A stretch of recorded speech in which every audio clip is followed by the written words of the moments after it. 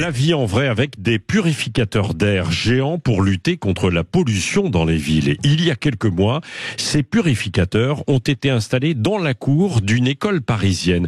Une expérience qui est plutôt positive. Alors nous sommes avec Jérôme Giacomoni, qui est cofondateur d'Aérophile. Bonjour. Bonjour.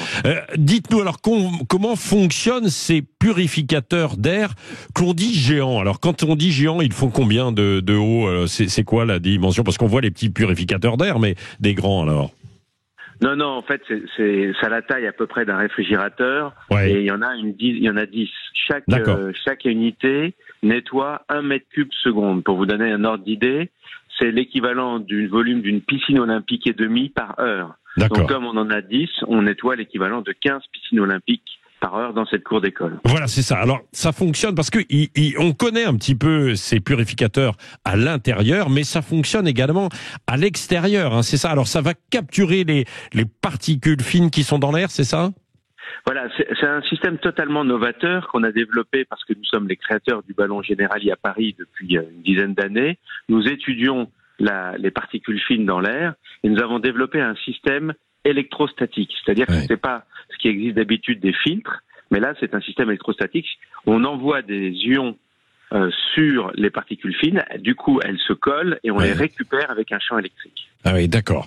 Et ça, ça purifie, ça nettoie l'air, quoi, en quelque sorte. Quoi, voilà, c'est unique au monde et ça permet en fait de capturer toutes les particules fines, notamment les plus petites, qui prouvent être les plus dangereuses, celles qui sont inférieures à 1 micromètre et qui attaquent les poumons, qui rentrent dans le sang, qui vont dans le cerveau, et c'est elles qui sont vraiment dangereuses. Ouais. Donc on récupère toutes les particules fines.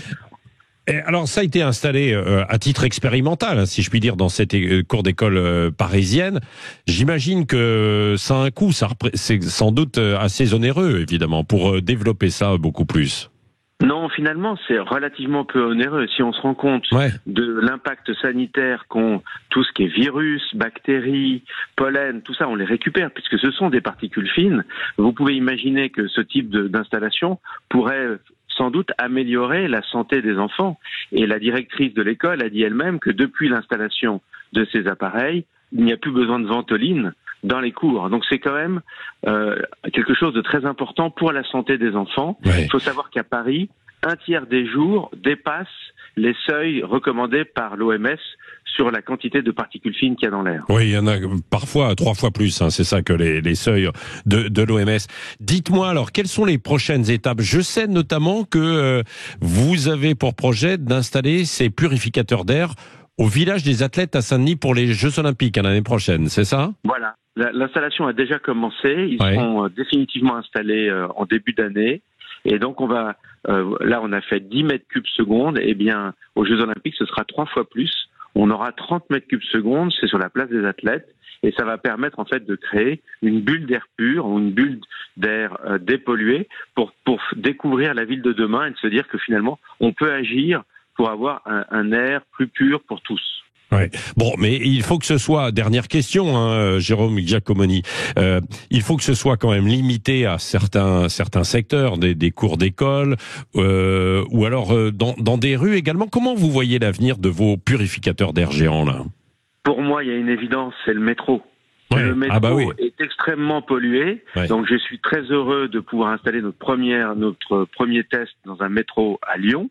Mais effectivement, il faut absolument dépolluer les métros. C'est un des endroits où cet appareil serait le plus utile. Il y a évidemment les cours d'école, ça c'est très important, surtout les cours d'école qui sont près des axes routiers, où la pollution est la plus importante.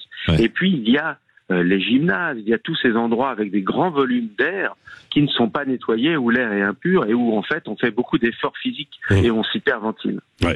Merci en tout cas Jérôme Giacomoni, donc cofondateur d'Aérophile, donc à l'origine de ces purificateurs d'air géants que l'on pourra installer donc au JO, et puis vous l'avez dit aussi dans des endroits sensibles comme évidemment les métros. Il est 6h42, la vie en vrai c'est chaque matin à 6h40 sur Sud Radio. Bon réveil à vous tous. Dans un instant, les grands titres de la presse avec Benjamin Glaise. Et puis c'est bon à savoir, un salon d'immobilier assez particulier. C'est le Rent qui va avoir lieu en milieu de semaine à Paris. Ce sont toutes les innovations dans le secteur de l'immobilier. C'est particulièrement intéressant. On sera avec le directeur général du salon dans 5-10 minutes maintenant. Et d'ailleurs, nous serons en direct mercredi soir avec Cécile de Ménébus et Philippe David ainsi que Sylvain Lévy Valency. Il est 6h43 minutes.